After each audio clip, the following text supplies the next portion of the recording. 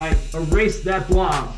Oh, you caught me. I'm in the hallways of Harvard and working on a very complex math problem. Oh, I must be very smart. You need therapy from Robin Williams. Yeah, but I'm gonna reject him at first and be mean to him about his passed away wife. Those are your defenses from your rough childhood. Right, but it's not my fault. It's not your fault. Hey, it's not your fault. Stop it. Don't you know Stop it. that it's not your fault? Stop. Oh! Do you get it now? Yes, all my problems are fixed. That's all that it takes. Then you make a movie about it. That was actually their relationship in real life at the time. No way. Oh no. You know, I didn't realize that it was about a guy named Will Hunting. I thought it was like, hey, you're gonna go hunting? Here's Goodwill. I didn't know. I just didn't know. You just didn't know. It's not your fault. There is no way for me to know. Don't you see that? I see that. I also see that every time you exhale, the breath goes out the eyeball holes of that mask and fogs up your glasses. Well, I really hope they can see it, but unlikely. That's how lions work. Oh, they breathe out of their eye holes? Yeah, did you not know that? I didn't know that, but it's not my fault. What do you think about the two of us doing a sick dance break? I feel pretty good. 1, 2, 3, go! You've got to do better than that, Mr. Levi.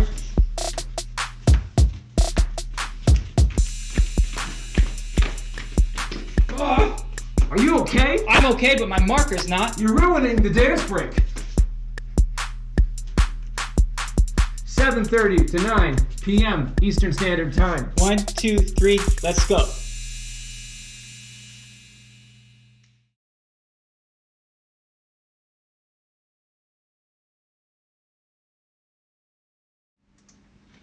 Hello. What's up? I don't know how long that was on for, but hi. I am here. Brady is not. It is, again, the same situation. I got a couple of things to set up. Ask your questions. Still here. Just saying.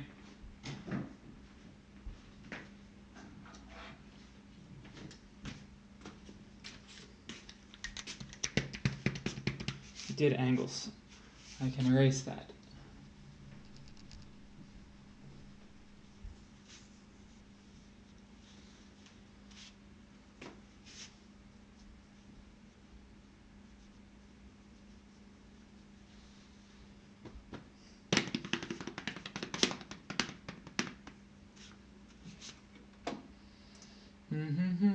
Nope. Yeah. Okay, so there's one of you. I want to just make totally sure that that's the situation. Maybe there's not. Maybe my chat's messed up. Who knows?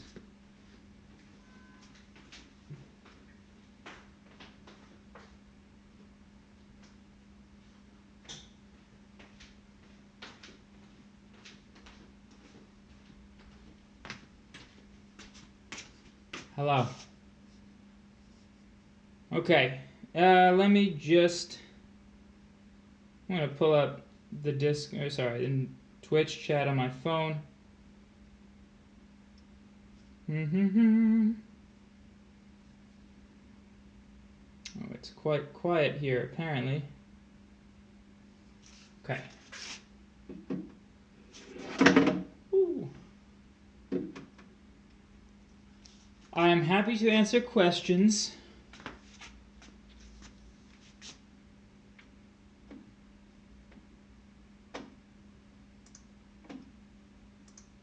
New.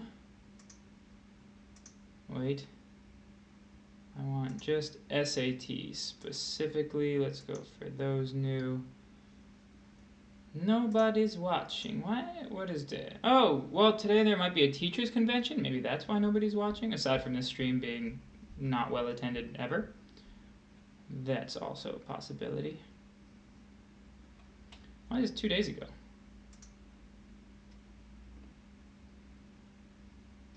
There you go. Okay, nothing in SAT. Let's go to ACT.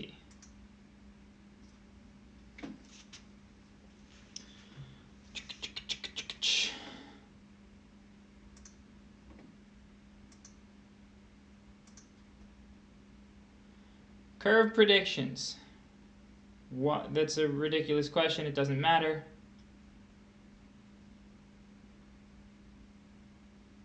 Okay, so nothing on the Discords. We have some people watching, so you got to ask questions. Nobody has yet asked any questions, so I would like your questions. Unsurprisingly.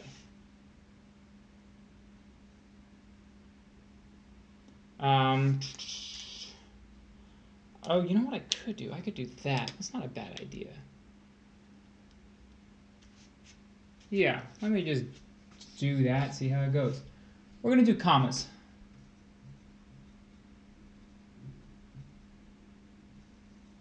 Okay, that's what we're talking about now. If anybody wants me to not talk about that, just send a message and say, talk about this, and give me a question to answer. But at the moment, I'm going to do commas. So one of the things we do need to have in our back pocket is independent clauses. I'm going to have this as a reference. Independent clause equals IC. Okay? So just as a backup, that's what an independent clause is. It has a subject and it has a verb, those two, and then it also needs to be a complete thought, which basically means it must be a full sentence, or it could be a sentence on its own. What? On its own.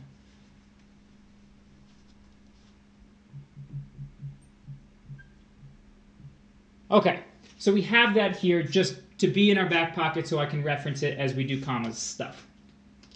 There are 4 major uses of commas on the SAT and on the ACT. There are some other little tiny ones, but they're not that common, and I will talk about them later. So number 1, and I want to go in the order of easiest to hardest. The reason I do that is because that is how you should be approaching any question that has a comma in it. Now, if all the answer choices in your English or writing section have commas, then that's not where you're being tested on, right? If there's always a comma after this spot, it's going to be there. First use of commas is listing. I would say this is the easiest one. This is lions, tigers, and bears. So there are a couple ways. You can list anything you want. You can list nouns. So I like lions, tigers, and bears. So you can say that. Just so you know, this comma here, we'll talk about that comma later, actually. So I like lions and tigers and bears. Sorry, lions, comma, tigers, comma, and bears. You can say that. You can say, let's say, the tall, blonde tutor giggles.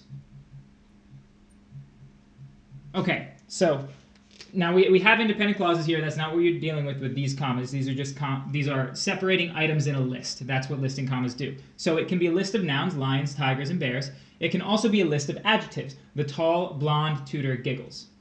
Now, there are some important things about this, but we can get into that later. We can really go into the weeds with listing commas. There are some caveats. That's the main stuff.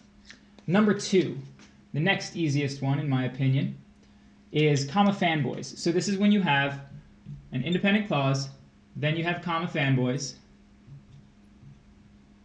and then you have another independent clause, and then your sentence ends, or maybe you have a semicolon, whatever it is. You have 2 independent clauses separated by comma fanboys. This is the only use of comma fanboys. Now, we'll talk about that in a second. So, only use of comma fanboys. This, and now comma fanboys, this stands for comma for, comma, and, nor, but, or, yet, comma, so. All right, that's what comma fanboy stands for. For, nor, but, or, yet, so. 1440, hey, not coos. That's a so what were you hoping for? And is this, I forget, are you a junior? I feel like you're a junior, right? I haven't seen you in a while, though. How long did it take me? You're going for a 15. Okay. Where'd you fall short? Hi here in the moment. Why have you not said hi? grammar. Okay, that's what we're doing. Do you know the 4 uses of commas? Have we talked about that?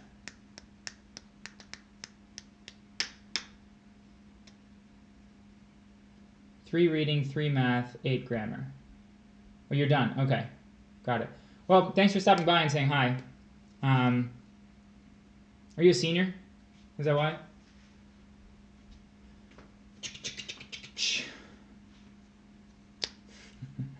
You should have felt bad anyway, here in the moment.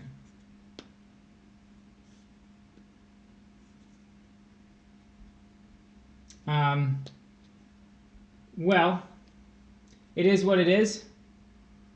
Oh, hi, Zovent. I wouldn't worry too much. You got a 1440 versus 1500. It's not going to keep you out of schools that you could have gotten into anyway. The SAT is not the most important part of your application. The most important part is grades. Then you have the SAT and ACT, but there's extracurriculars in there. There are your essays in there. All of that is very, very important. I'm not just saying that to make you feel better, or I am saying that because I want to make you feel better, but also it's true. So those things are very important. Now you can focus on your essays. That's basically the last thing you got. Yeah, it's just a test score, and colleges know it, and they're trying to pay more and more attention to other things. So getting a perfect, no school will not accept you because of not a perfect score, not even a 1500. No school will say, you know what, they got below a 1500 on the SAT, so they're out.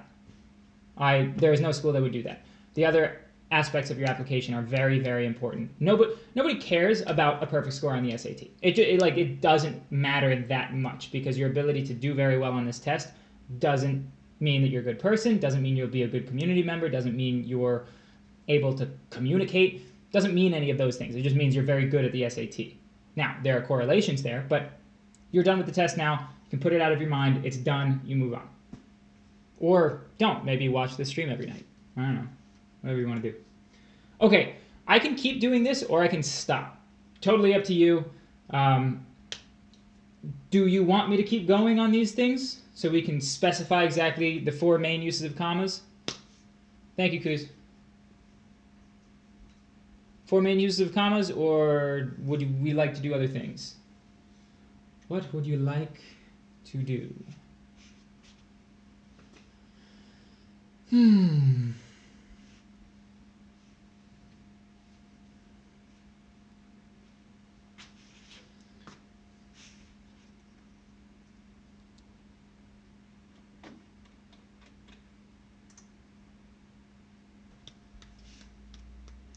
you guys, am I doing, oh, here we go. Looks like we're back, right?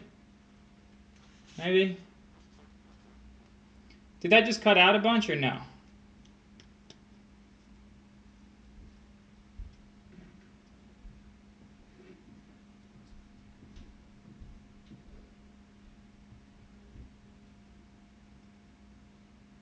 We're back. I don't need that. Cool. Well, hello again. I don't know why that happened. But why would I get good internet service even though I'm paying for the premium? Why would that happen, you know? Okay. Just get Elon Musk to do his satellite internet and then everybody's going to be happy. It'll be great. So, I don't know if you heard me ask this, but do you want me to keep going over this, or do you want me to do other stuff? Zovint, what would you like?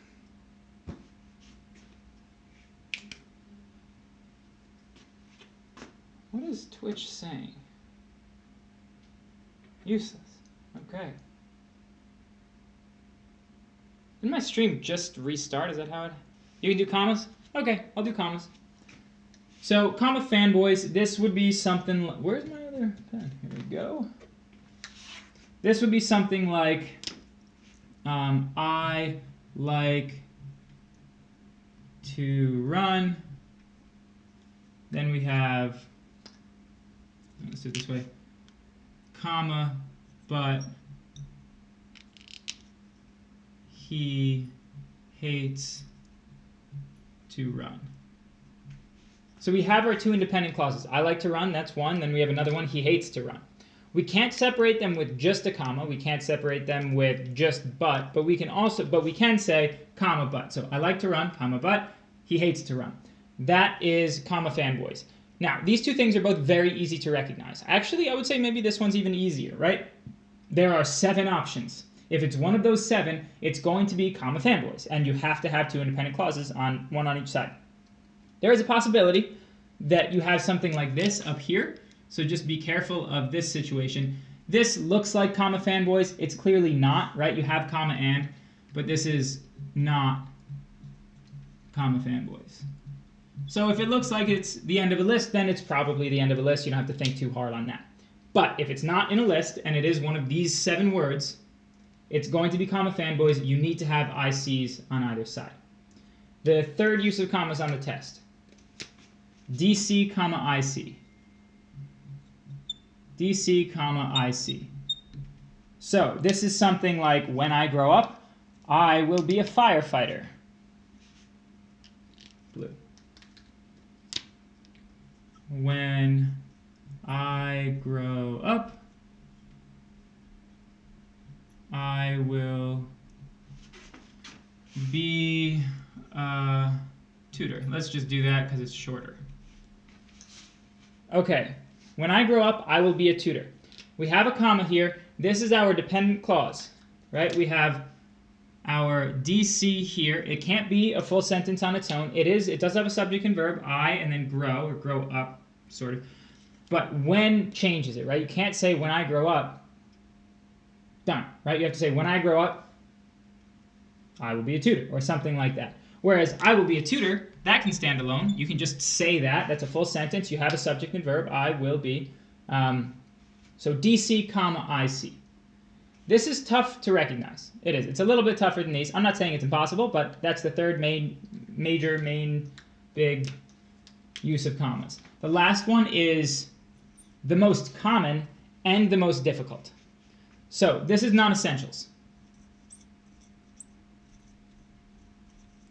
Now we're streaming again. How bad is your connection, Zovint? I don't know how to say your name on... Oh, thank you for the follow. On Felix? Function? I don't know. How would you... Ref? I'm going to call you Ref. On Ref. On Ref. Go with on Ref. Unless you'd prefer like a different name. I'll call you on Ref. Hello, do you have any questions? Okay, it's good for you. Good. Good to know. Non-essentials. As soon as I finish these commas, I'm happy to do any kind of SAT, ACT related question you have on Ref. If you're here for that. If you just showed up here for some random reason, then hi, welcome. But definitely ask questions because that's what this is for. Okay, non-essentials. We have 3 different ways this can happen, and it can happen multiple times in the same sentence. It can happen to really long pieces, really short pieces, phrases, whatever. So it's very, very changeable. It's one of these 4, so it's not exactly hard to recognize, but it's definitely not as obvious as listing or comma fanboys, which are, they jump out at you. So you can have an independent clause, and then you're going to use commas stuck in the middle of your independent clause, and now we finish the independent clause. So this is not a new independent clause.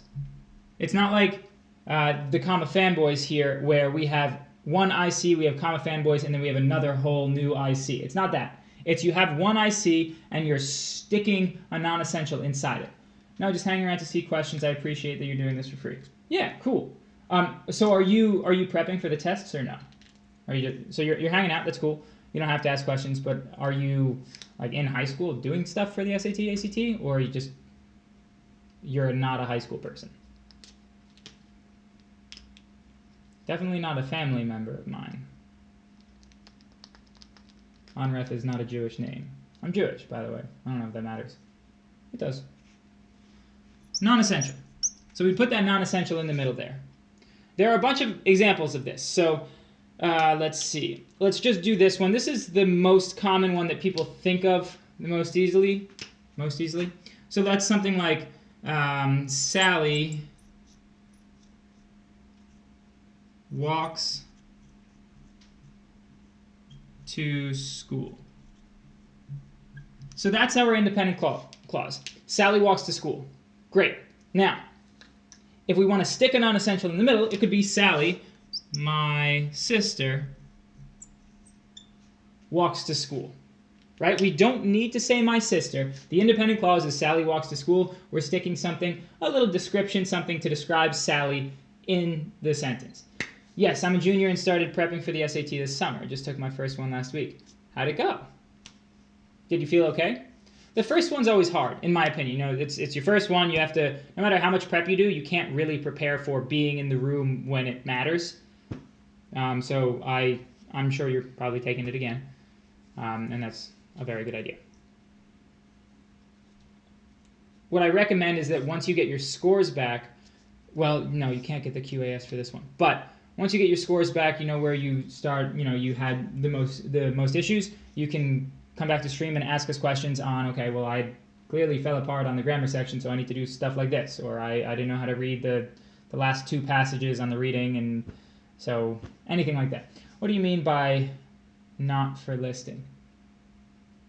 Here, this guy, that pink up there, is that what you're referencing, Zovint?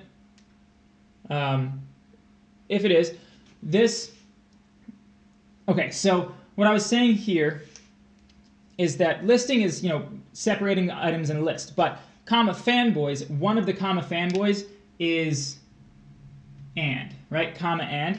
But if you're listing stuff, you might have comma and. So I'm just saying it's not comma fanboys here clearly, it's just part of the list. And that's important because if you have comma fanboys, you have to have an IC on either side. And clearly in this sentence, bears is not an independent clause, but that's not the situation, so the sentence is correctly written. That's all I'm saying. The reading was really tough, but I think I did good on the other sections. Okay, well, I'm happy to, so just so you know, and I'm not trying to sell you anything. Actually, I'm very much trying to sell you this, but it's free, so take it. I can pull up an SAT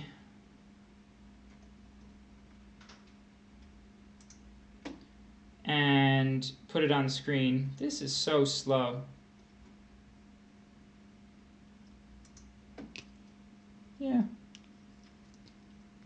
Lambo, like a Lamborghini. So this would be your non-essential here, offset, and here's your independent clause. So you can have it, oh, shouldn't have put that period there. You can have an independent clause with a non-essential at the end. You can have an independent clause with a non-essential at the beginning, and the middle, and the end. You can do all of those. Doesn't really matter.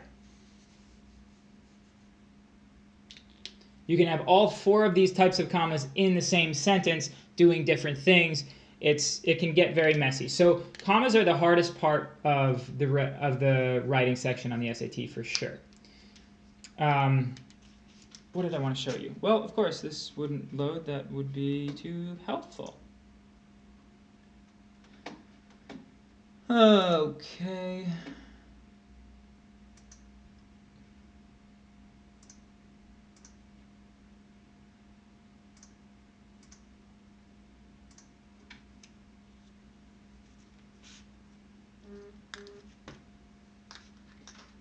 Don't tell me we did that. No, okay.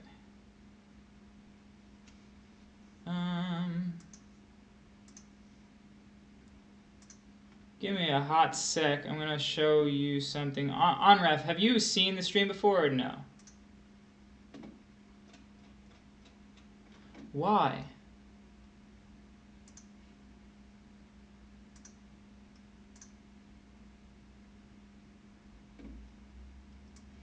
Okay.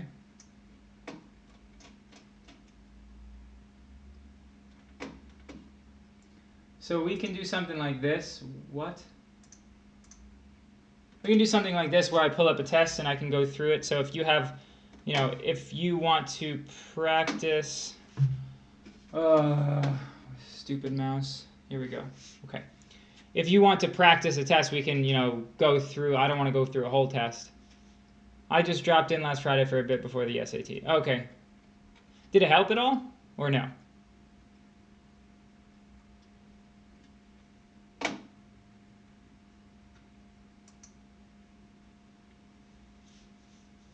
I hope it helped.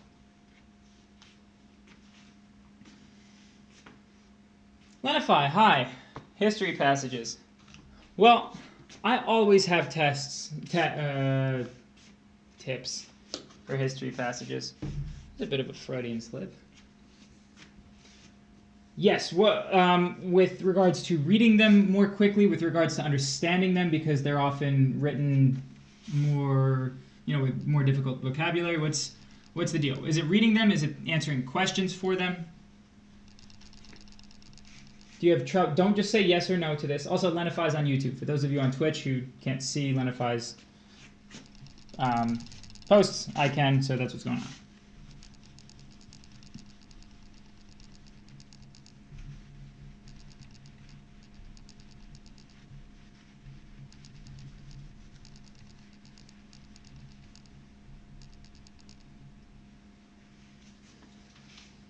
Great, we're now streaming live. Wasn't here for long, so I guess not. I do not remember what I asked you, so I'm sorry, Onref. I often ask a bunch of questions and totally forget. Some scientific ones are really difficult for me, but I have more trouble with the historical ones. Looks like we're doing history passages. Cool. So give me a sec to erase this, and then I'll pull up... Actually, I don't really need to erase this because the passage will go over it. So with understanding them, a lot of it has to do with the vocabulary, and the idioms they use can be very challenging. And what helps me a lot is orienting myself to what the main idea will be. Because a lot of the time, it's not going to be the clearest thing. So if you already know what the main idea is supposed to be, as you read, it's like reading the synopsis of a Shakespeare play before you read the play. It helps enormously because Shakespeare is super hard to read. Now, this is not nearly as hard as Shakespeare, in my personal opinion, but it's still the same type of animal where it's English, but it's weird English, and you have to work your way through, and this actually, you get a grade on this specifically. So let's pull this up.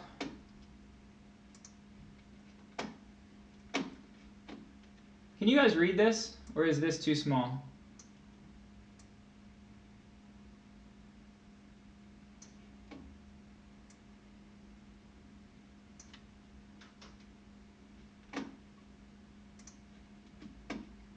You can read it, good. Well, I can.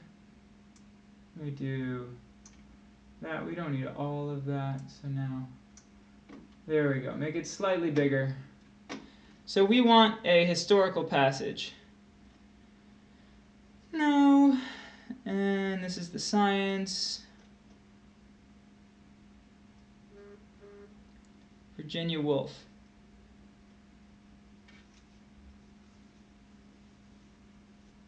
Okay.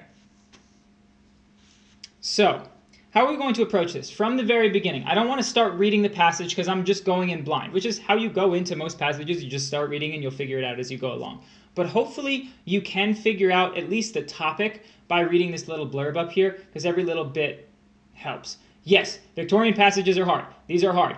Don't freak out. If you always have trouble with this, definitely do it at the end. Don't do this one first. I don't know why you would do that.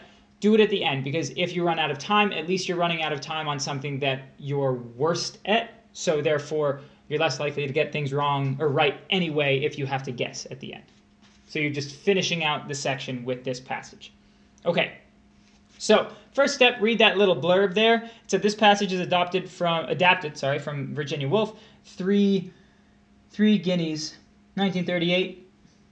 Woolf considers the situation of women in English society. Okay, we're talking about women in English society. Now, obviously, you don't have to write this, but maybe you want to. So you have women in England specifically, and the year is 1938. That's important because in 1938, could women vote? Well, to be totally honest, I'm really bad at history. I have no idea if women could vote in 1938 in England. I'm guessing no. I don't know, though, to be totally honest. Okay, so we've read that little blurb. We're talking about women in England in 1938. That does actually genuinely help. I'm not saying you wouldn't figure that out. maybe the 1938 probably doesn't matter as a specific year, but you'd figure it out. But at least you're not missing stuff that you read, because now you have a general structure. So if you wanted, you could then start. Or if you're if you like this idea, and I recommend practicing this not on test day, but a couple times on any passage you want, read the questions. Just glance over them really quickly to see if any of the questions orient you a little bit more. Do not read the answer choices, because the answer choices, most of them are wrong. So you're going to be reading stuff that is a slight or major misinterpretation of the text. Don't do that. That's obviously not a good choice. So the first question just says the main purpose. That's not going to help us. It doesn't give us any information in the actual question. Question 2, central claim, useless.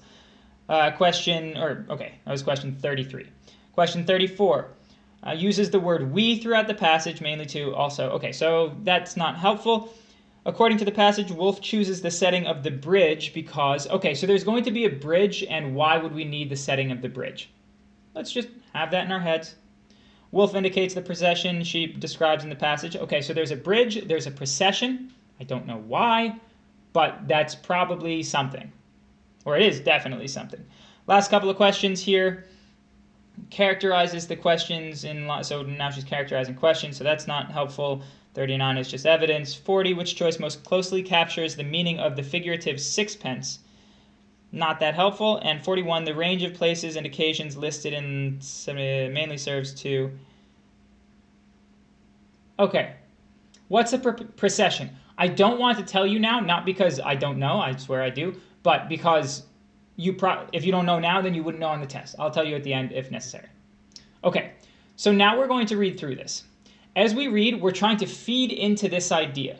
Okay, so it's not like an English class where you read a book and then you're answering based on your feelings about it, and like kind of whatever comes into you into your mind from the book is what you get. You have to pull stuff out of this. So as you read, you need to actively be building some sort of structure in your head about what's going on. In these historical passages, they're generally set up in a relatively straightforward manner. They may not have a thesis, it depends on the author, or a thesis, statement in the first paragraph, but it's very possible that it does. So let's start reading. Close at hand is a bridge. Okay, so immediately have a bridge. One of the questions about a bridge. Over the River Thames, an admirable vantage ground for us to make a survey. The river flows beneath, barges pass, laden with timber. Okay, so it seems like we have some sort of imagery here. Let's keep going, because we're talking about women in this time. We're not talking about boats and bridges necessarily. So this seems like an introductory paragraph. So that your understanding of how passages are set up generally is actually going to help you a lot. You have to be very intentional about how you read these things. We have an intro paragraph. Hope for a conclusion here, because that's what you do when you write, right? You have an intro paragraph, you kind of funnel it down into your main thesis, and then you support it. Hopefully that's what they do. So we keep reading, and eventually we get to the end of this paragraph, which says, but not now. Now we are pressed for time. Now we are here to consider facts. Now we must fix our eyes upon the procession of the sons of educated men. Okay, I don't know what that means. Something about men and sons and things like that, and there's a we. There was a question about we, so let's keep that in mind, but again, not super helpful. This is difficult, right? We got almost nothing super tangible from the first paragraph, but that's what first paragraphs can be, especially written 100 years ago. They're very verbose. Okay, let's move on. There they go, our brothers who have been educated at public schools and universities, mounting those steps, passing in and out of those doors, ascending those pulpits, preaching, teaching, administering justice, practicing medicine, yada, yada, yada, yada, making money. It is a solemn sight always, a procession, like a caravanserai crossing the desert. Okay, so the main thing I took from that paragraph there, or the first couple of lines, is that there are boys and men going to school and getting educated. We're talking about women. So I'm not saying that you need to know, if you were reading this blindly, you just be like, okay, well, they're talking about men, and we have to watch these sons of educated men go to school or something like that. Why are we doing that? Well, we're talking about women in England in 1938. this is probably going to be about education and the role of women in society, right? That is how we're building it. That would make sense because that's what this type of thing would probably be about. If you know anything about Virginia Woolf, this would make even more sense. You don't necessarily have to. Okay, and then you keep reading that way. So you start building your intuition. If at any point you get stuck and you're like, I don't know what's going on, then maybe jump down to the questions, okay?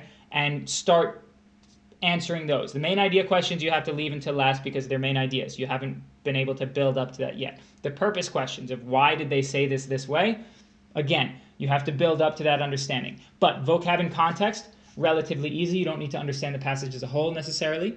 And then the questions that are two-part, as long as they're not inference questions, go for it because they give you the answers, right? You don't have to understand the whole passage necessarily. It would definitely help make you much more accurate. But you can start going through those two-part questions as well after the vocab and context because the answers are there in the second part. So you read the question, you go to the evidence, and you see, okay, what actually applies to that question.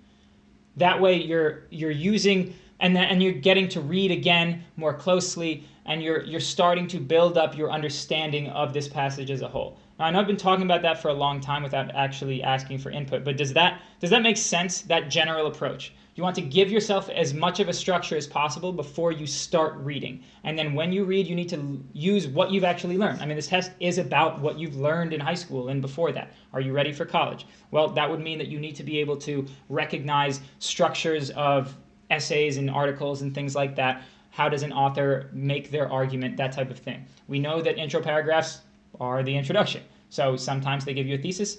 Unfortunately, in this case, it wasn't a very clear one, so you keep moving. But we know it's about women in England, so everything we read after that needs to funnel into that idea and build off it. I remember reading an excerpt of one of her pieces and relating it to Jane Austen's Pride and Prejudice. Yeah, there you go. So Virginia Woolf very much has to do with not only the plight, but the plight of women in the 1900s. So you know that's what it's about. She's not going to be saying, yeah, women should stay in the house and just cook all day. That's not what she's saying. These essays are going to be pretty politically correct for the most part, unless it's a two-part essay where one of them is like, women should do anything they want and we should have equity with women and men and anybody else. And then the other one says women should stay in the home because we need gender roles to make sense to everybody because that's how it's always been. Something like that. So they might do that where you have the two sides. But if you have a standalone one, it's going to be politically correct. It's not going to be bashing women. It's not going to be bashing any type of person. It won't happen that way. But good. You want to bring things from the outside. You're bringing your knowledge to this. You want to make it. You're being as scientific and logical as possible when you're doing these. Okay, so don't go in blind. Like, yeah, it stinks to have to read a Victorian passage because you're not in Victorian England, so you don't know what that's like. You're not used to reading this way. One thing that would help is reading a lot of stuff like this, reading Virginia Woolf. Like that would definitely be useful. But now you're taking the test. Now you're done with that. So you have to read that blurb, read the questions, check in, see if any of them help. Maybe you could even do the vocab and context first before even reading the passage. You don't have to read that much if you're very confident in your vocabulary, because that will give you just little niblets and you're reading very closely for those couple of lines. And then when you go back, you say, oh, I know how that's going to connect to that thing at the end. So you start building a structure of this essay. I've talked a lot about that. Do you have any follow-up questions about anything that I said?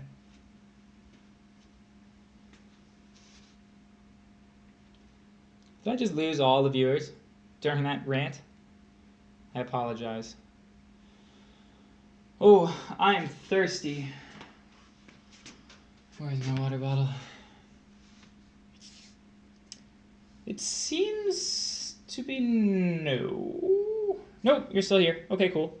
Do you have any follow-ups to this? Oh, we can talk about what a procession is, unless you looked it up. Have you looked it up, or you want me to tell you what it is, especially in relation to this article? Now, this is on SAT number 4, so this is one of the released ones. So if you don't want me to go through, I'm fine if you want to save this for when you're actually doing a practice test. That's totally fine with me. And we can jump off this and do some math or something like that. Wow, I'm so thirsty. Why am I so thirsty?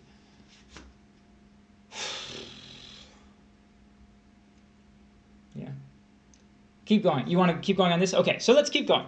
Bear with me. I'm going to have to zoom in because I actually can't read this on my own computer that well. Okay.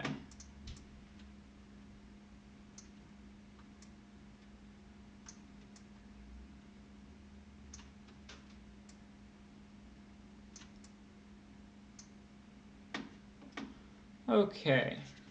So, let's keep reading.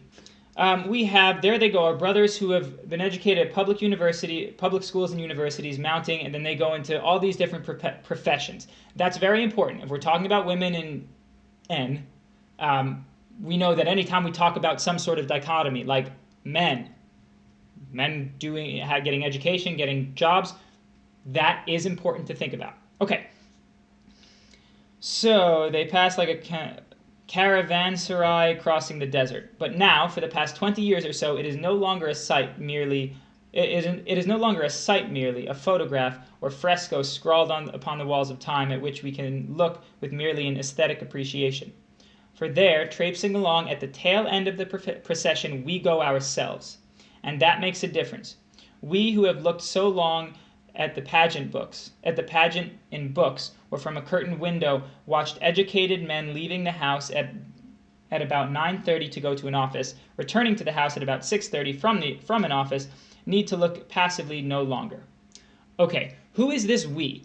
That's important to be able to identify, and we don't know for sure, and I don't want to put words in your head, but I'm going to guess women, right? We were told it's about women, and we're now talking about men. So who's this we that stays home when men go to school or work or the office or whatever? Women. So we know that we is the women. And she says we're no longer passively looking. Good. Yes. We're no longer passively looking. We can't do that anymore. So now, yes, line 30. I'm going to scroll down so I can just catch the end of this column. Okay. In line 30, starting there, we too can leave the house, can mount those steps, pass in and out of those doors, make money, administer justice. Okay, so we can do what men can do, right? That's what she's saying there. If you want to underline those lines or just write something like we can too or something at that point, that's a good idea. So let's just write that. We can do what men can do. So we just have that idea now. Good, that's what she's saying there. She has it more specifically than the way I write it, but that's fine. Let's keep going. Nobody will dare... Oh, sorry. We who now agitate the humble pens may in another century or two speak from a pulpit. Nobody will dare contradict us then. We shall be the mouthpieces of the divine spirit, a solemn thought, is it not? Who can say whether, as time goes on, we may not dress in military uniform, with gold lace on our breasts, something like that. Ew, the SAT. That's right here in the moment, that's right. Imagine taking the SAT. This post was made by ACTK. There you go here in the moment. So, this is getting confusing here. It's definitely getting confusing, but that's okay. You don't have to understand every single word. Ideally, you would, but you don't actually have to. You do need to be putting it into this structure. So women, we can do what we want. We're no longer watching men passively go through this stuff. In the future, we're going to be doing the same thing. We're going to be putting on military uniforms. We can maybe be at the pulpit, that type of thing. So she's talking about the future. So future stuff, like the logical thing that she'd be saying about women in the future, that they're also becoming leaders. Who can say whether as time goes on, yada, yada, yada, with gold lace on our breasts, swords at our sides, and something like the old family coal scuttle on our heads. No idea what that is. That's fine. Save that venerable object was never decorated with plumes of white horsehair. I don't know. You laugh. Indeed, the shadow of the private house still makes those dresses look a little queer. We have worn private clothes so long. But we have not come here to laugh, or to talk of fashions, men's and women's. We are here on the bridge. Okay, so that's the bridge again. I don't know why that bridge is happening, but there's a bridge. We are here on the bridge to ask ourselves certain questions, and they are very important questions, and we have very little time in which to answer them. The questions that we have to ask and to answer about the procession during this moment of transition are so important that they may well change the lives of men and women forever. Okay, so there's a bridge, something's important, right? I don't know, I mean, I do, but there's a bridge, there are important questions. Who knows why they're important? You can probably guess. We're feeding it into this idea, this structure of women and equity and things like that. LOL, I would definitely take the ACT if I didn't have time issues. There we go.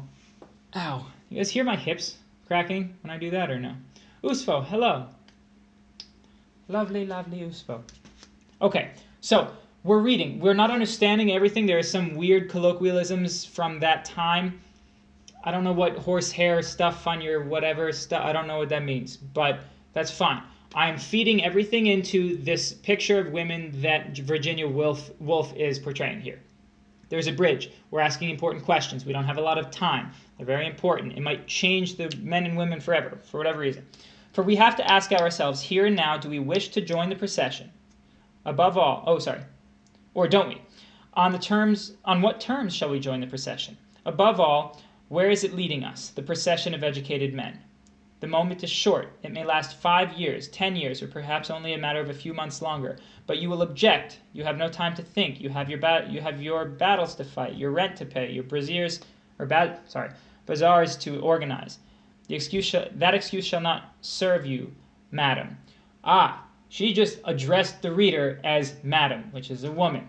So we have that. The reader is a woman, or she's assuming the reader is a woman. This is addressed to women. That we comes into play again. How are we joining this procession? Are you getting a sense of what procession means now, Onref? Because I can't quite go back and forth with you, so I don't want to interpret too much of this stuff too specifically yet. But this is where we're going. So I'm guessing procession is a sort of institution. You could see it that way. Yeah, so let's stick with that for now. That's not exactly what it is, but the procession is a metaphor for institution anyway, so that's totally fine that you're getting it that way. That's the use of it in this passage. So I want to just move on from this because I don't want to go through the entire passage. So first question, main purpose of the passage. No, skip it, because maybe we're right, but we haven't spent enough time with this, so let's just skip the main idea.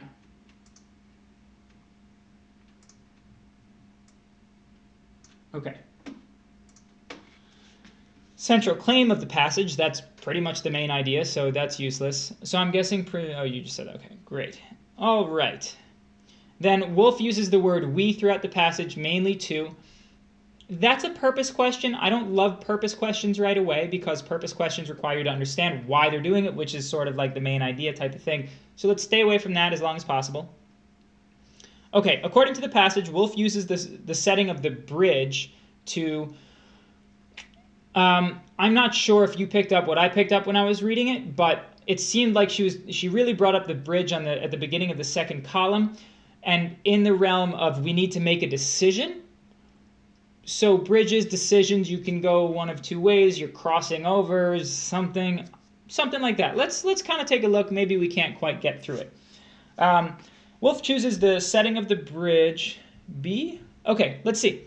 Let's see if we can. So also, when you're identifying right and wrong answers, you're trying to prove things wrong first. Don't look for the best answer, look for the worst answers and cross out specific words. If you are eliminating answers, great, but especially in the reading section more than anything else, you want to cross out words specifically that you don't like. So if you have to come back to the question, also when you're practicing, you know why you're saying things are wrong. You want to be clear as clear as possible. Cool. So Woolf chooses the setting of the bridge because it is conducive to a mood of fanciful reflection. Okay, maybe you don't know what conducive means, but fanciful reflection. There are a lot of difficult words here. I don't like this. Conducive means helpful to do that.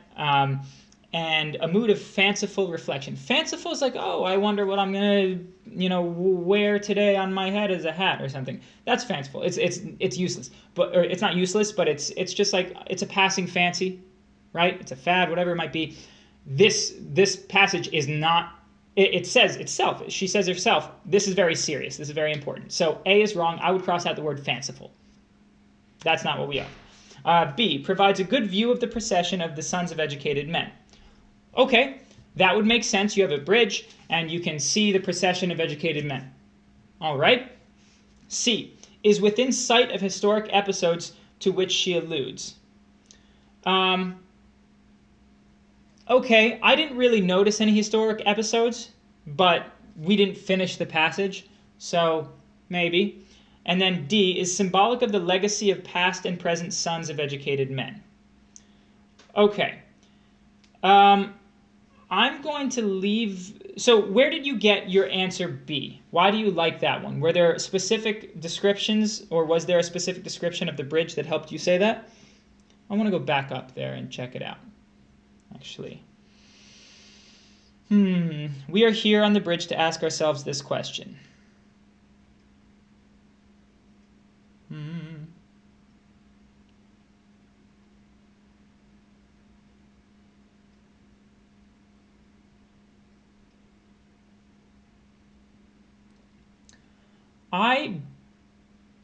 This is a difficult question. So this bridge is metaphorical. Just like this procession of educated, it's not the literal part of procession. It provides a good view of the procession. Perhaps I'm so angry at Twitch right now, they just keep emailing me. Incredibly annoying. Incredibly. Okay. Within sight of historic episodes to which she alludes, and is symbolic of the legacy of past and present sons of educated men. I think B is a decent answer. I think we should wait on this. If you can't, can you tell me something specific wrong with C or D? I'll leave it up. Also, if you want to have, I don't know if you have this on your computer or you're just looking at mine, but if you go down to the panels below on Ref, it's SAT 4, just click on that, it'll give you the link. It's kind of taking a view on the procession of men and education, and that relates to an actual bridge where you can look across.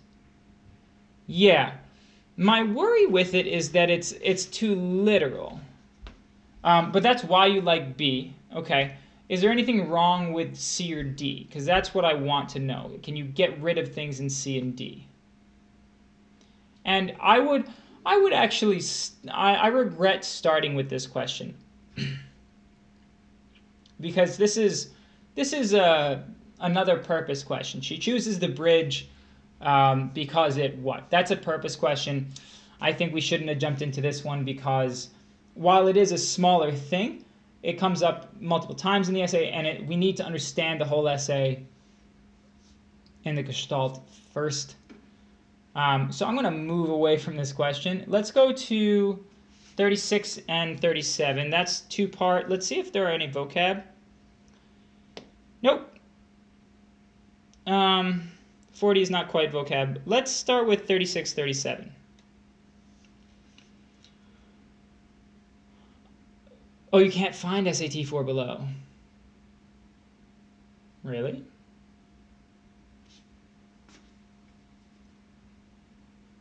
What am I opening? Oh my gosh, I'm sorry. SAT 1. SAT 1. My bad. Okay. Now, let's do this two-part question. Also, if anybody else has questions, please tell me because I'm happy to answer them.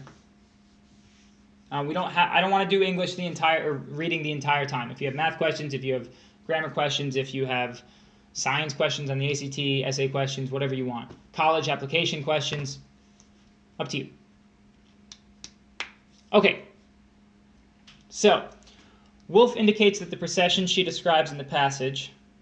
So, this is a two-part question. Always check if it's two-part.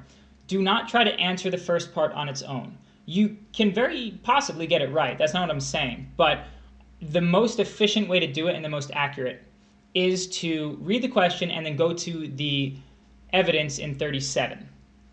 Because you're just looking for the answer first. Woolf indicates that the processions she describes, so this is the procession of men. She indicates that it is what? Okay, let's read lines 12 through 17 first. We're going to try to get rid of this. Let's try to say, okay, this is irrelevant to what the procession actually is.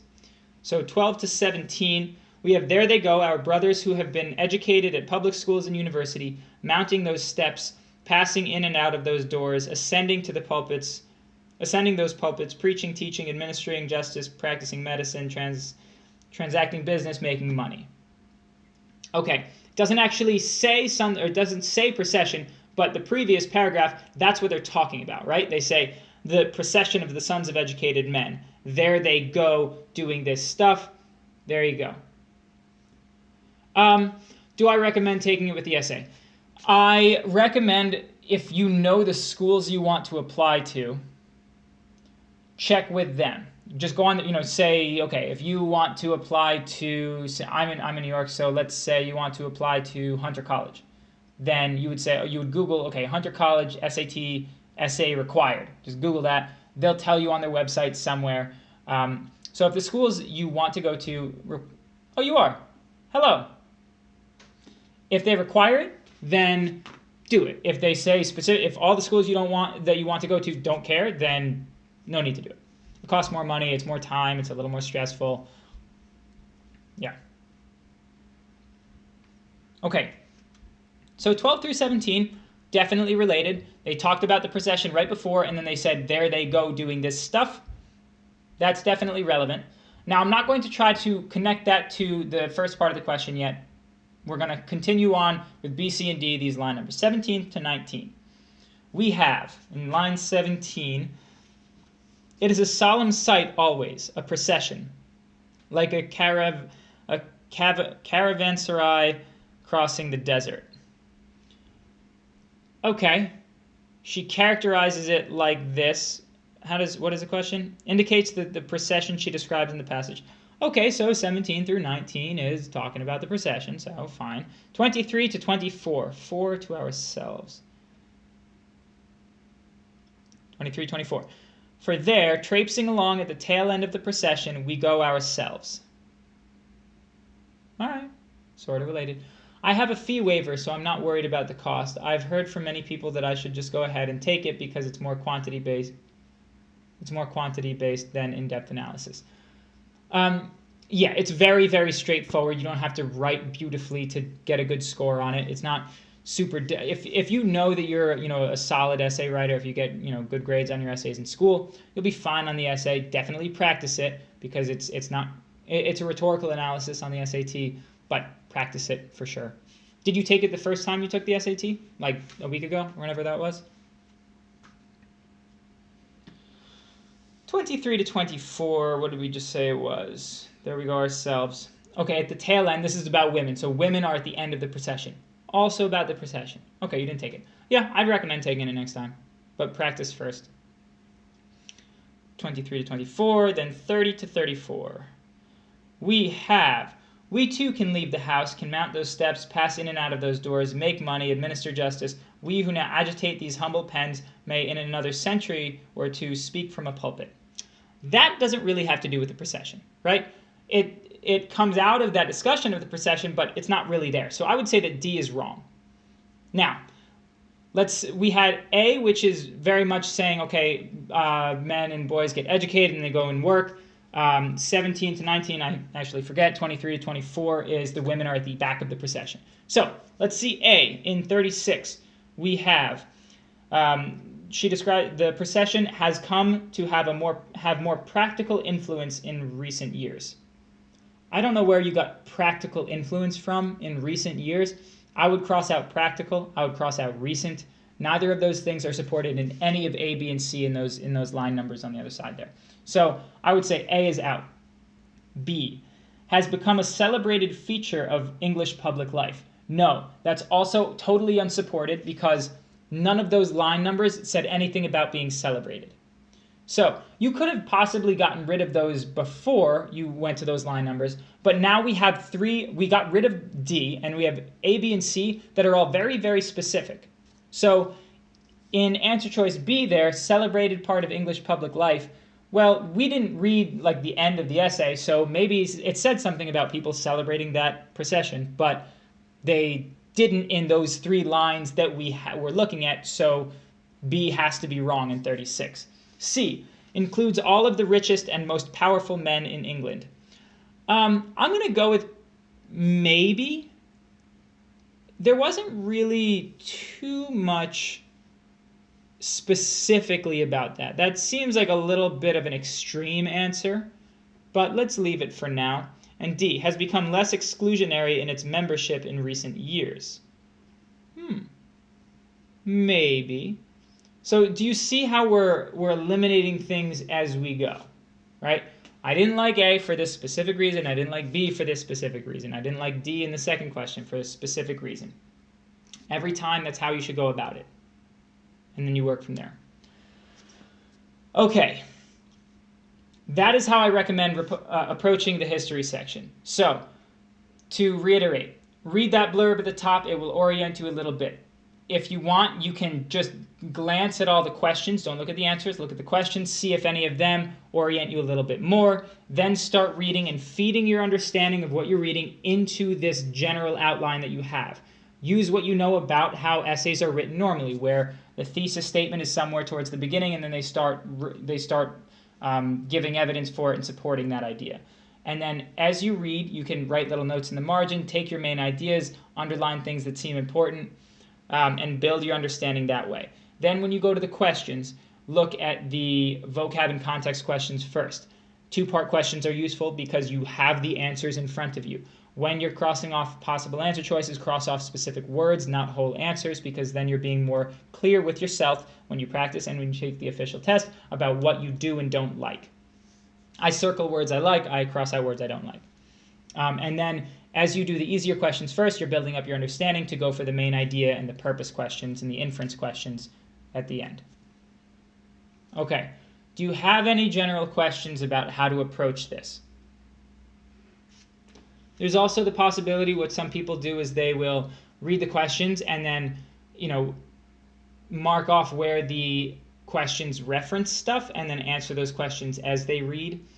I really don't have much to say on that because it really doesn't work for me, but that's another possible way to do it. You could also just start with the vocab and context and the two-part questions, just straight up start with them without even reading anything beforehand, and then read what's necessary, and then start reading the passage. You'd have a really good idea at that point when you start reading, but you may not have been as accurate or as efficient with those questions if you haven't read any of the passage before looking at them. Okay, no questions. Cool, I'm going to pull this off. Do you have any other questions on other aspects of the test? You said you got 3. No, that was not Kuzi.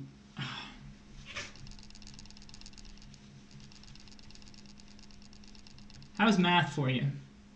Were there any concepts on the SAT that you were like, oh, well, I should have known that, or I remember learning that, but now I totally forgot? Can we check out question 14 on the no-calc math? Yeah, for sure. SAT 1 again, I assume?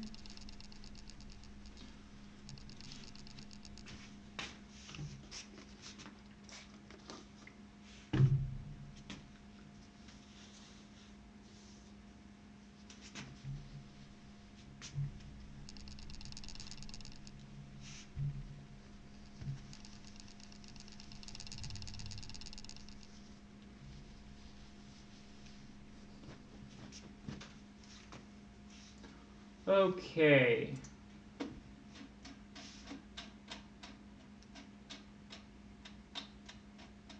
$13? $14. Ooh, this one's fun. I like this one.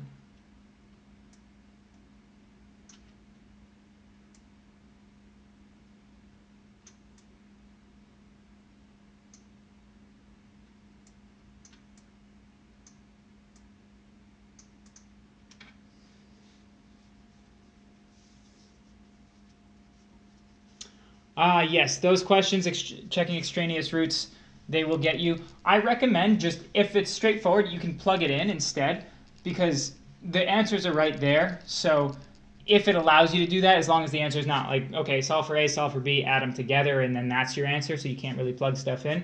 As long as it's not that, just start plugging in answers, because it'll go more quickly. If they're really ugly, then sure. Well, now you know. Okay, so we have this equation, 3x minus y equals 12. We have and then they want the value of 8 to the x over 2 to the y. This is going to be hard. 3x minus y equals 12. And they want 8 to the x over 2 to the y. Right off the bat, you need to notice something. You cannot solve for x individually or y individually. The reason for that is because you only have one equation. This is not an equation, this is an expression, there's no equal sign. This equation has two variables. You cannot possibly solve for each individual variable in an equation that has two, right? You need a second variable, you need a second equation, and then you have a system, then you solve the system. It's not the case here. But luckily, the question they're asking is not what is x or what is y, it's what is this expression here. This is going to be difficult. Now, what you can do is plug in. It will make your life way easier. So I'm telling you this first. This is not the way they want you to do it. Ow.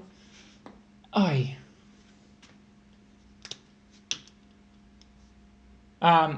So let's try plugging in. It will work. It's not the algebraic nice way of doing it, but let's say that let's just find some values that work for this, okay? Because we only have one equation, so we can do whatever we want.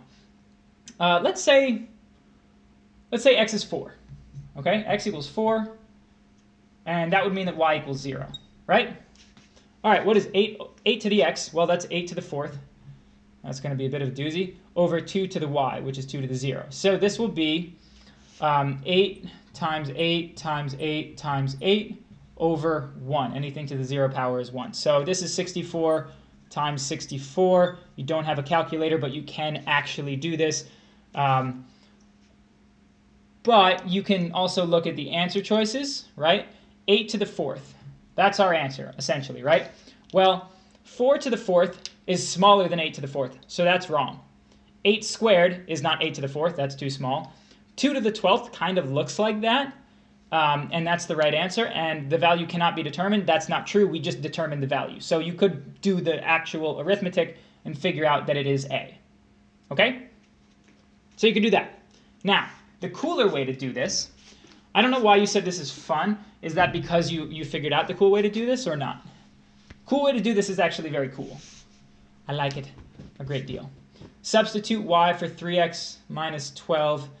Expand 8 in the numerator to 2 to the 3x, then, I don't know, hard without paper. Yeah, it's along those lines.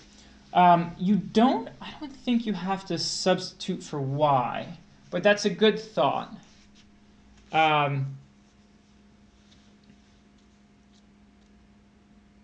Oh, I see. Okay, yeah, you could do that.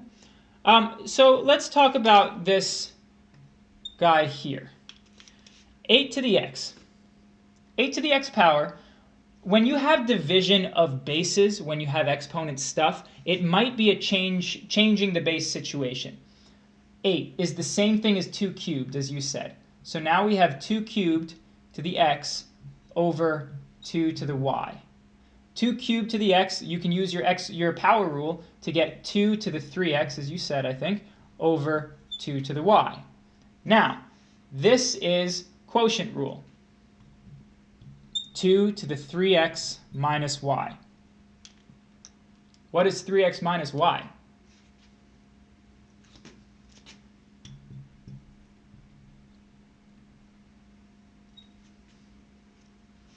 It's pretty cool. Now, you don't have to know the math for that if you just pick some values to plug in. But you may not be comfortable picking values to plug in because it's not like, here's the equation, solve for x. I don't know how to do that, but all the answers could be x, so you just plug them in. It's not quite that. You have to make up a value for x and y that work for that first equation, and then just plug them into the second expression. But that has to be based on the realization, ideally, that you have an equation of two variables, so you have an infinite number of solutions, so just pick one and then see what 8 to that x and y power stuff is. Does this make sense, what I did here? It's a little L-shaped math here.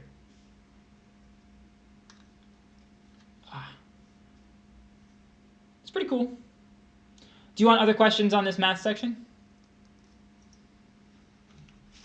Anybody else also? I'm happy to just tutor on ref. That's totally fine with me, but you should definitely ask your questions. I know I say that every time when somebody's asking a lot and nobody else is asking. Also, on ref, keep asking your questions. Do not feel bad about asking questions. That's exactly why I'm doing this. So everybody else is wrong. You're the only person who's doing the right thing right now. I don't know what everybody else's deal is. Maybe you don't want to ask questions because you feel weird talking to me online, or you're just watching for, you know, entertainment. Also fine. So on ref. Other things.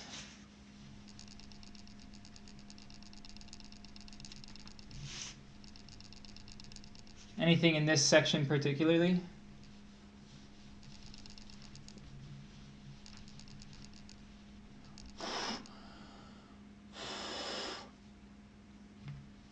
Yeah, take your time.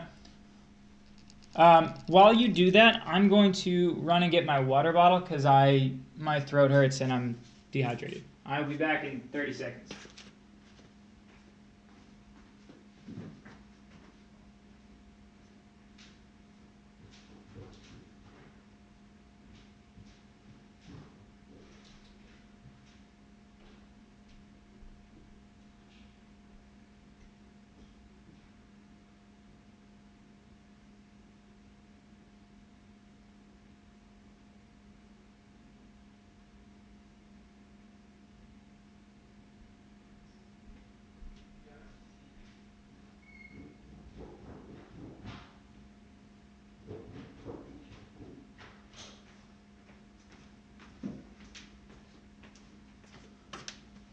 Okay, hi.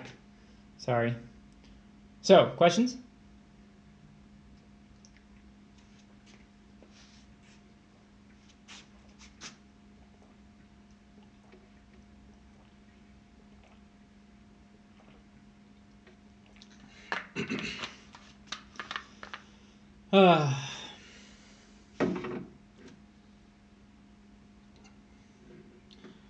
So, 19 you say.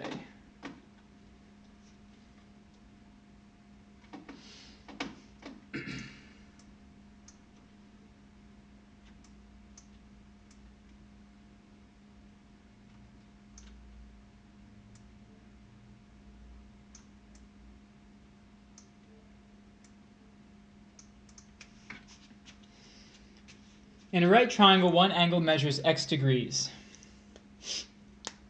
It's also 4/5. Yes, it is. So how did you know that on ref?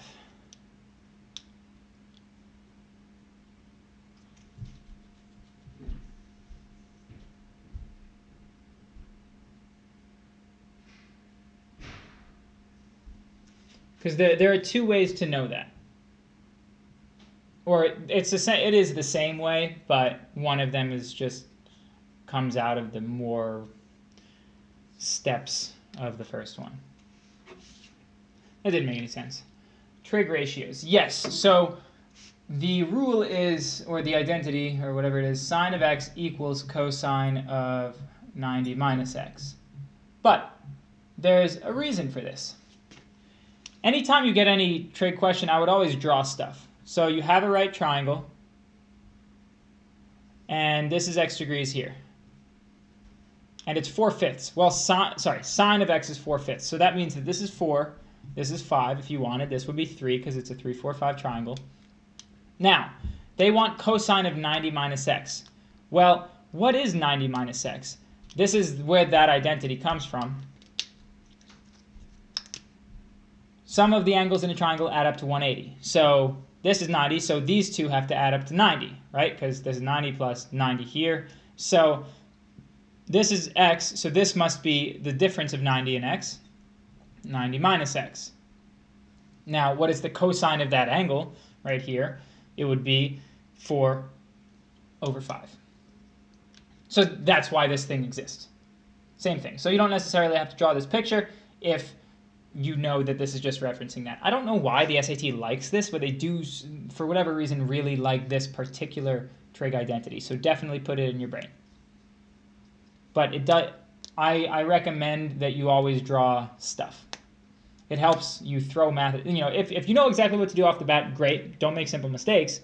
And if that's your problem, we can talk about that too. But let's say it's not, and you're not sure exactly what to do, just start drawing stuff. You want to throw math at the question. Anything with geometry or trig, draw. Every time draw, because then you can see what's going on visually, and you're outsourcing the math to the paper, so it can maybe just jump out at you.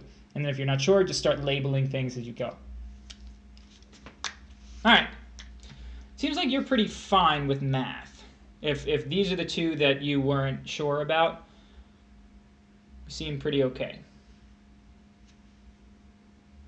Can we set up question 17? Yes. Yes. Break that bathroom. And I will see you in a minute.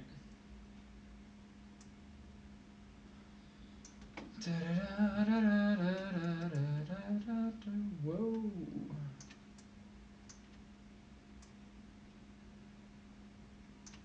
All right, here's our situation.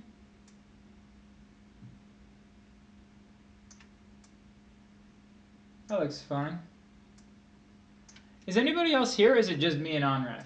And then some friendly viewers. Let me erase this. I guess I should probably draw this.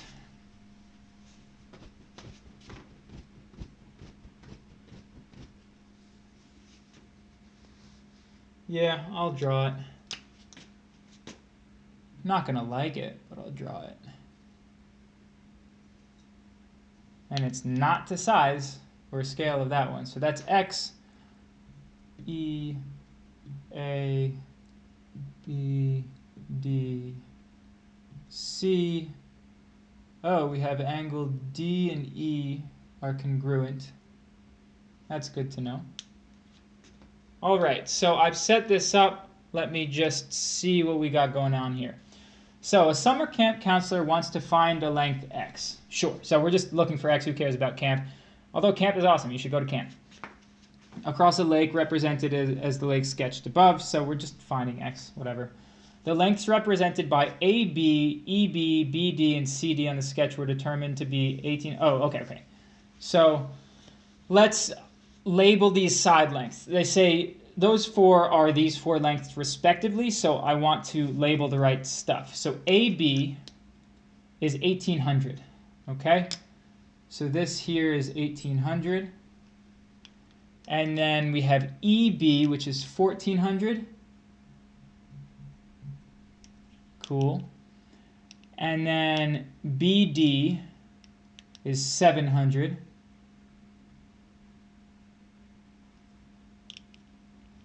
Yes, hi. I've been good. I've been lonely. I don't know if you've been here. I don't think you were here this week. But Brady's gone. Brady's in Hawaii. So he's doing Hawaii braid things, and I'm not. I'm here streaming all alone, which is very sad. I'm not that sad. It's fine. My voice kind of has started to hurt, but things are good. There's a reason why I don't want you to say... No, I figured. I don't think you're just being dumb. I think it's interesting, but yeah, I'll respect it as long as I don't forget.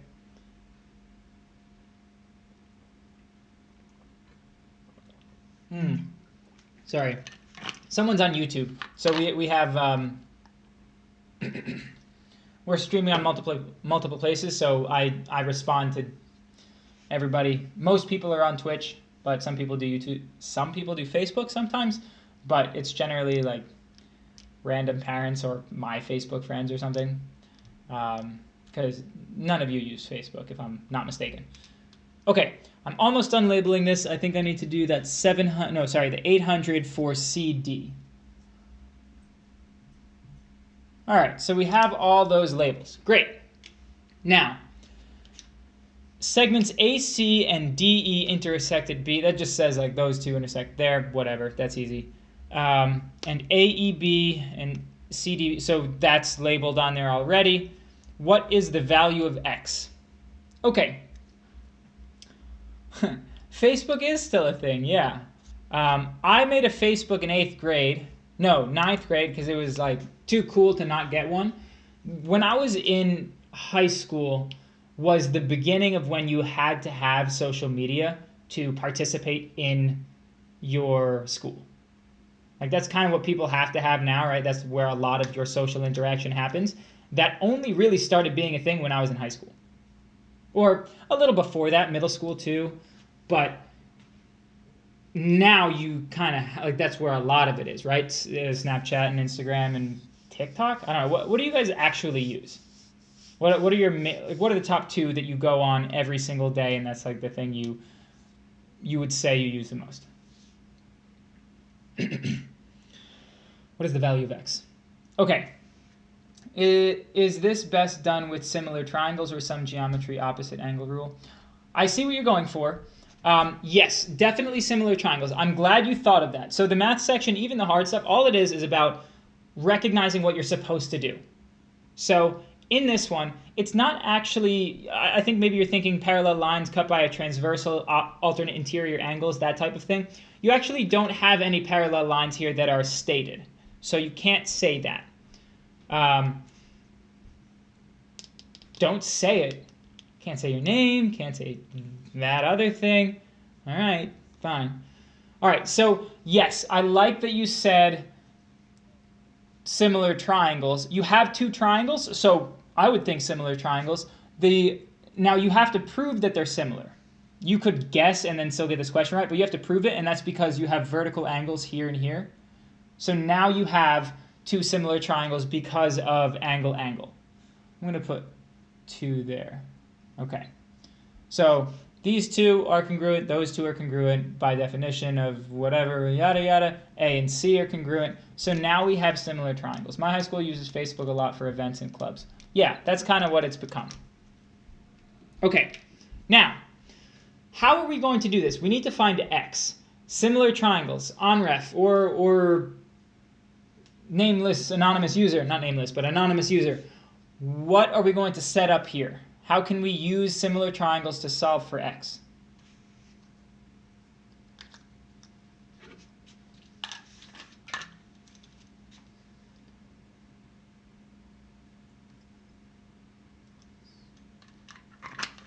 Nice. Yeah. Proportions. Good.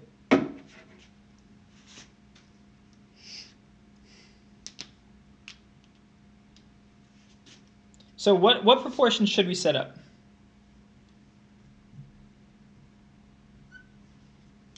Give me in order 1, 2, 3, 4 what you want. So this is 1, 2, 3, 4.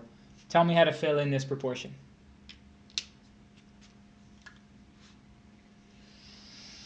I'll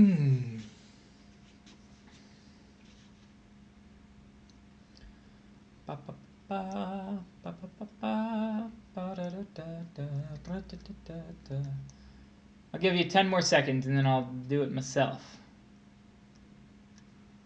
So we have 1400 over 700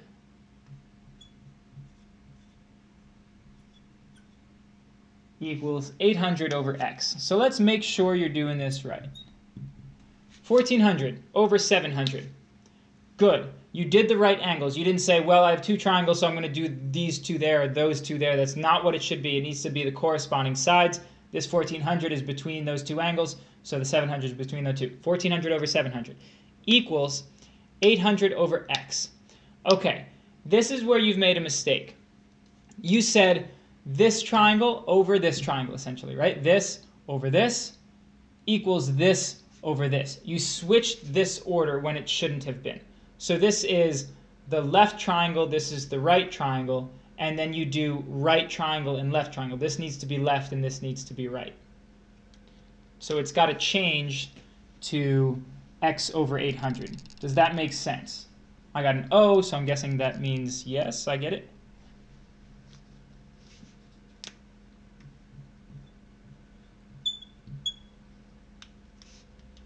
Now you can cross multiply, do it however you want. You will get, or you can see that this doubles to get to there, so this doubles to get to there.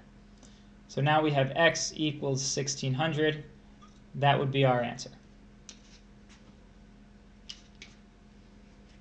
So it seems like you know that, but you forgot, which is very, very normal. So what's difficult and also nice about the SAT is as soon as you realize what you're being tested on and you start doing that, you need to start thinking, you have the recognition from the question to get to, oh, I'm going to do similar triangles. How do I use similar triangles to find out a side length? I do proportions. Then the next step is not just filling the proportion in, but knowing the only really difficult thing about proportions is making sure I keep the things parallel and do the right, A to B, C to D, whatever it needs to be, making sure that's correct. So you missed that very last step of intentional math done the right way. That's all you missed. But everything else was good. I'm pleased with that. Seems like you get it. Do you have any follow-up questions on this or any of the others?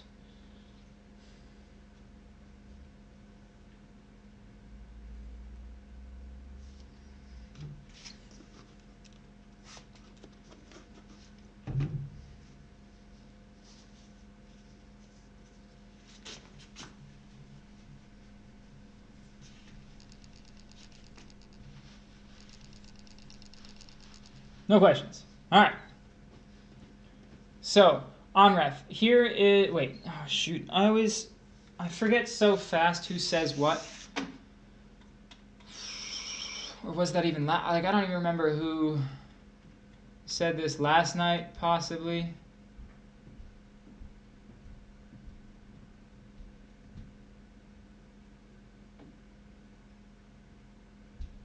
Oh yeah, okay. So, ONREF. If you're planning to continue studying through the next couple of months, I think that's great. You don't necessarily have to study super hard for the next month if you're not taking it for another 4 months. But what I do recommend is, you'll get your score back and just keep working on what you need to work on. If it's reading, I do recommend reading more. If the Victorian type of stuff, really makes you sad, that's what you got to read. And it doesn't have to be in SAT format. You can go to New York Times or Wall Street Journal or things like that is well written, relatively challenging but not needlessly crazy challenging articles and essays. Read those, practice those. Do you have any tricky math problems from Discord or whatever? From which Discord are we talking? Our Discord or the SAT and ACT Discord? Where is my Discord on my computer?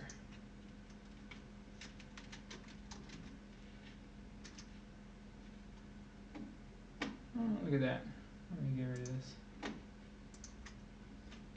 I don't have anything from our Discord specifically. I can pull something from the SAT Discord.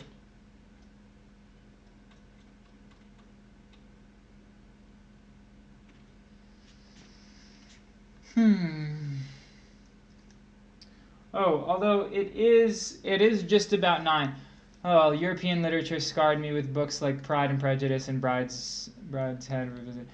Yeah, so here's the thing. If you don't like those things, don't read them. This is actually what helped me a lot. First of all, I didn't have any friends in middle school, so I just read all the time. I read hundreds of books in middle school. But I read like high fantasy novels. I just really love them. I'm aware that it's nerdy and I'm really into it. We call this stream nerdish, so I don't care. But if you like fantasy, read the crap out of that stuff because that's actually really useful because the language is actually pretty reminiscent of old English stuff that they want you to be able to read. So I can't recommend that highly enough. I'm happy to recommend lots of fantasy books to you. I think fantasy is really good for the SAT, actually. If you hate fantasy, then fine. Read something else. As long as it's not a Twitter anthology or something useless like that, read it. High-level writing is really, really useful for the SAT. If you have several months to prepare for the reading, then actually, make it a habit. I can't recommend it enough. What I try to make sure to do is before I go to bed every night, I read a book. I don't look at my phone, and I think it makes me smarter. I hope, but it definitely makes me happier because I'm reading a book. Books are fun, and I don't read it on my phone because that's gonna keep me awake with blue light garbage. Okay, I've talked enough. I mean, I've talked literally the whole time because that's what this is. I will hopefully see you all next week. On Ref, if you're back next week, you can meet Brady, who's taller, funnier, and not exactly the same person as I am, but we have, we're similar. We spend a lot of time together.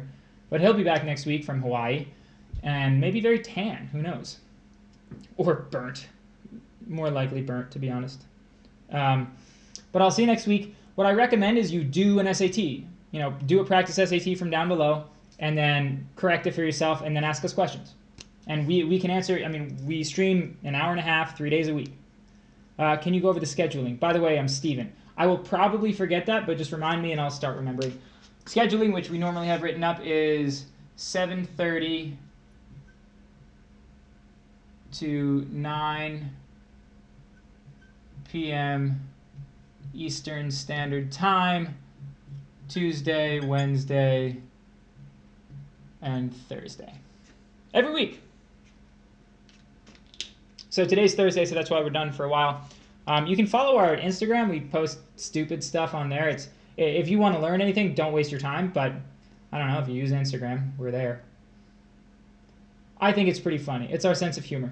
You probably didn't get a sense of what the stream is normally less direct and productive than it was tonight because Brady and I say stupid stuff, but we still try to answer your questions. I would say it's way more entertaining with both of us. But nobody is really here to back me up on that. So I will see you hopefully next week. Bring your questions, bring your friends, bring your children, all that, and we will do more of this. Math, English, writing, reading, essays, blah, blah, blah, blah. Yeah. All right. Have a good night and weekend.